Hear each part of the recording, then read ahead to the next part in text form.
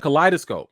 So for a while, I had watched Kaleidoscope a while ago, but I did not know when I was allowed to talk about it because Netflix never really said that I saw anyway. So I didn't know when the embargo was or whatever. But in case you're new, Kaleidoscope allows you to watch the series in different order, right?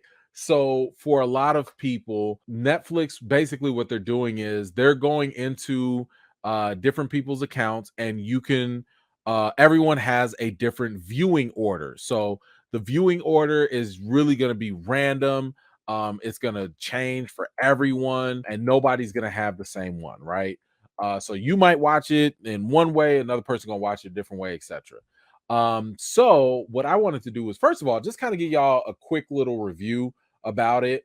And then I'll talk about the different orders that you can watch it, and then I'm gonna give you what I think is the perfect order to watch it in.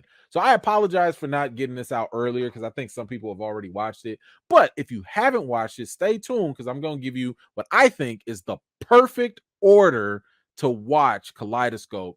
But first, just real quick, in case you didn't know what it was about, basically it's a story, it's a heist movie, right? This is or a heist series. It's about a heist, but it's also about getting revenge and all of that, right? So the main story does revolve around John Carlo's character. I'm not going to go into spoilers, by the way, so sorry about that.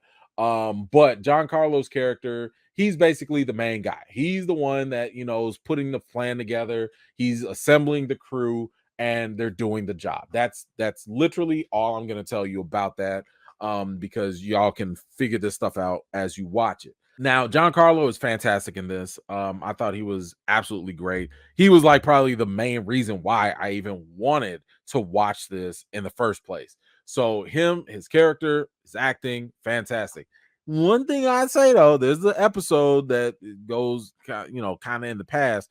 That makeup on him was a little, oof. I was like, man, y'all couldn't find a younger actor to just play him because y'all didn't have the Marvel de-aging technology working for y'all at all. It was a little weird. It was a little weird. But outside of that, John Carlo was fantastic.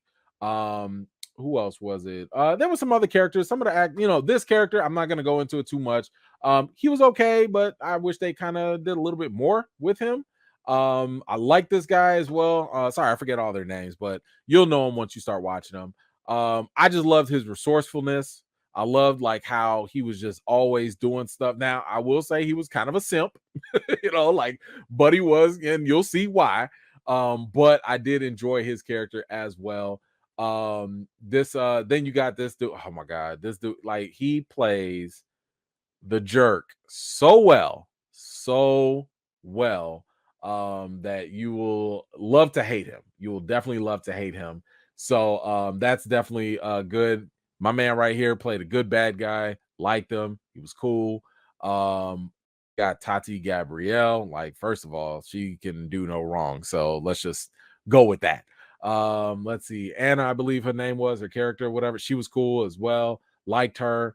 Who was it? Oh, this one right here, trash. Trash. If you've seen her, if you know about her, trash. That's it. That's all I'm gonna say. Trash. Don't like her, don't care, trash. Everything about her character, trash. Anyway, when it comes to the story, I thought that the heist, really good. Great suspense, nice and thrilling. You got some twists and turns, in the story, some things that you don't know are going to happen or whatever. Now, I'm also telling you this because it's going to be based on how you watch the movie or how you watch the series, right? So if you watch the series a certain way, some of the twists and turns are not going to be there because they're going to tell it to you in a certain way. If you watch it a different way, some things are going to get spoiled and it won't be as enjoyable, right? So but for the way I watched it anyway, I thought that a lot of the story was cool, especially when it came to the heist related stuff. That was definitely intriguing. Some of it was kind of a lot of tropes. Like if you've seen Ocean's 11 or anything like that, this is pretty much more of the same. Still exciting, still fun, but it's more of the same.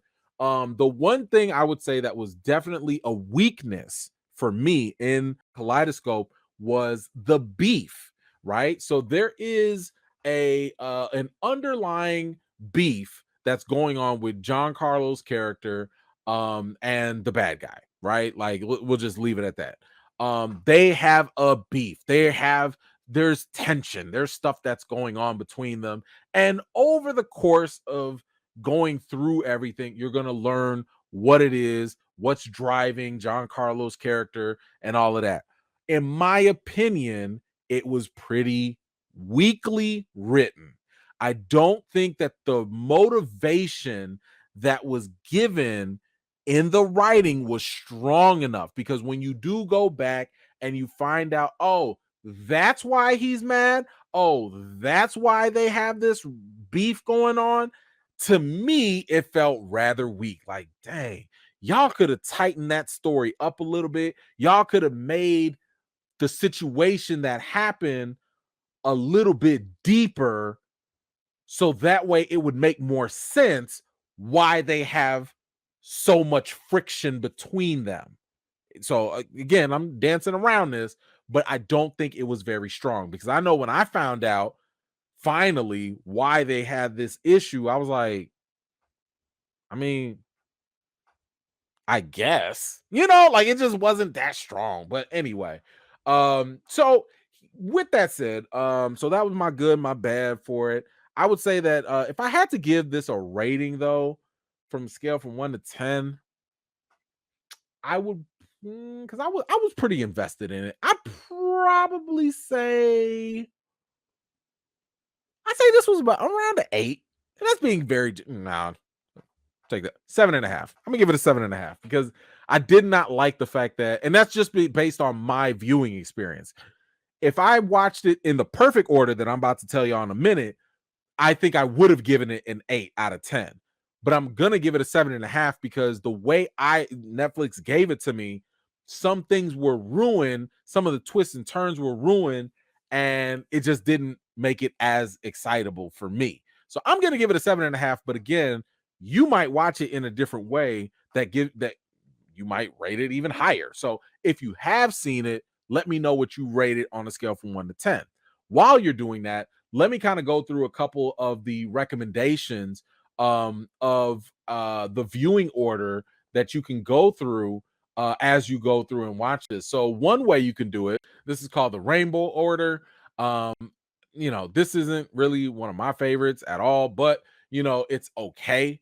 Let's see. Then you also have a classic detective story. This one kind of jumps around a little bit, but then it kind of leaves the ending a little bit intact for you.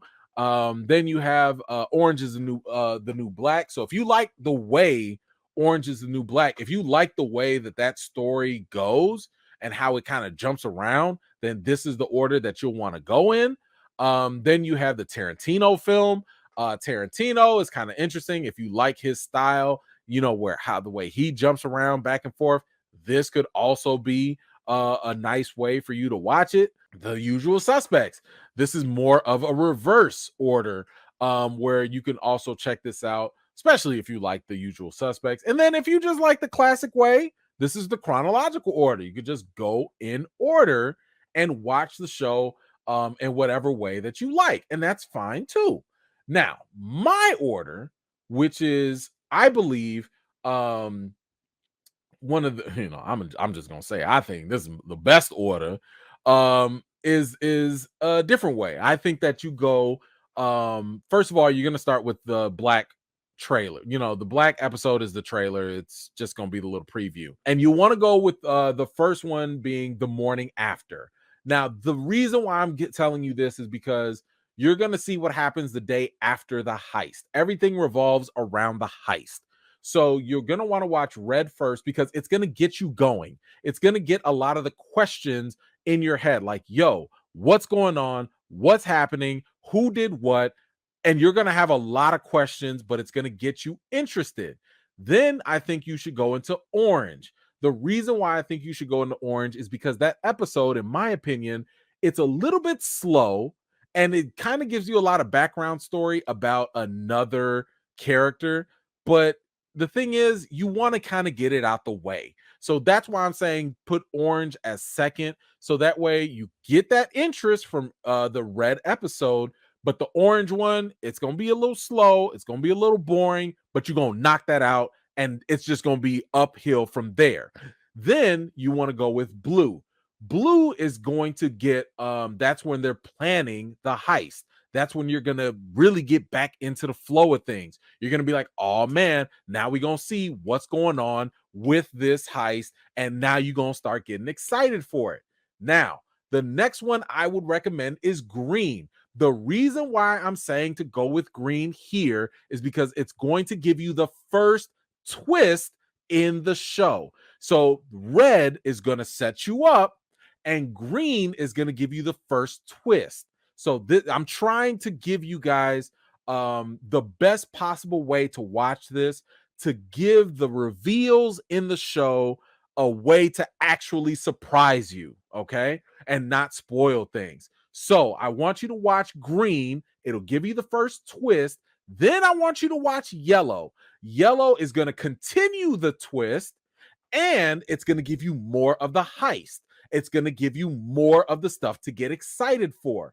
And after that, you're going to go right into the heist. This is the meat and the potatoes. This is what's going to get the people going. You're going to be sitting there like, oh man, what's going on? Then the second that heist is done, you're going to want to know, well, I'm not going to spoil it, but there's something at the end of the heist that's going to get you questioning things.